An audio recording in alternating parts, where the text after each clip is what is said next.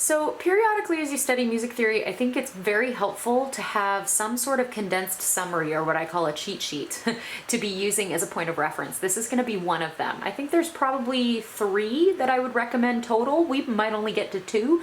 So this is kind of an important summary of information to be able to reference as we do other things. So this is my version. I linked this particular document to the next slide. It's a Google Doc, so if you have the ability to download it and print it, go for it, but a plain old notebook paper works just fine as well, just like everything else we're doing. So, so this first one is all about scale degrees. Okay, and I know you could probably do it 1st through 7th. I went the other direction, and here's why. It just makes more sense to me. If you want to flip it around, that's okay. But essentially, we're going to give brand new names to do, re, mi, fa, sol, la, and ti. This is why I like it going this direction, because that's the way we see it on our classroom wall, and it's pitched, right? High to low, or low to high. Okay, so this is the 1st degree of the scale, 2nd degree, 3rd degree, etc. Now, these particular terms can refer just to the pitch itself, but it also is used interchangeably later as the term for the chord that's built on that degree of the scale. So, so just kind of get these terms into your head. The first one is called the tonic. It's your do, it's your center, your tonal center for whatever you're doing in a major key. And then your 2nd degree is called the supertonic. Supertonic. The 3rd degree is called the mediant. The 4th is the subdominant.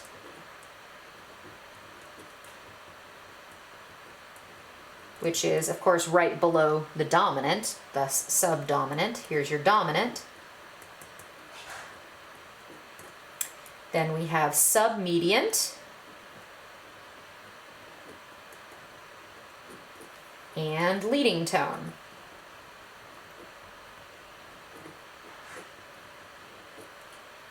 So the most common ones that you end up seeing just kind of in real life usage all the time, tonic is used a lot, dominant is used a lot, we'll be using it a lot, maybe subdominant a little bit beneath that one, and leading tone. Those are most often used in rehearsal. I don't think I've ever actually heard someone talk about the supertonic, the mediant, or the submediant in the middle of a rehearsal, and if they do, they're probably pretty full of themselves. So anyway, so these are the degrees of the scale, and we will be using especially the 1st and the 5th one. The tonic and the dominant are used a lot. Leading tone we'll be using as well for our cadences a little bit later. So just familiarize yourself with those terms.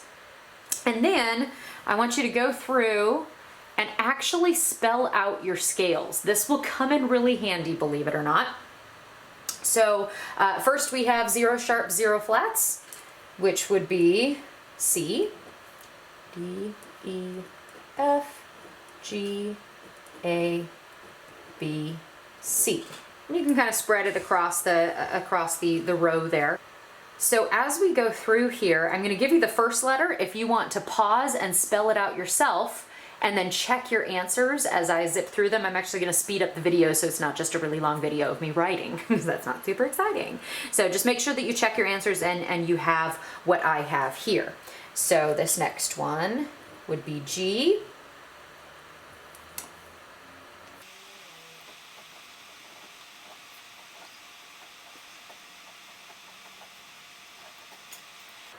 So check your answers for G major. I am including the sharp in the spelling of the scale, because this is not, this is what the key signature would be. This is what it would be if you didn't use a key signature and had to use those accidentals. It will come in handy for when we do our intervals next week.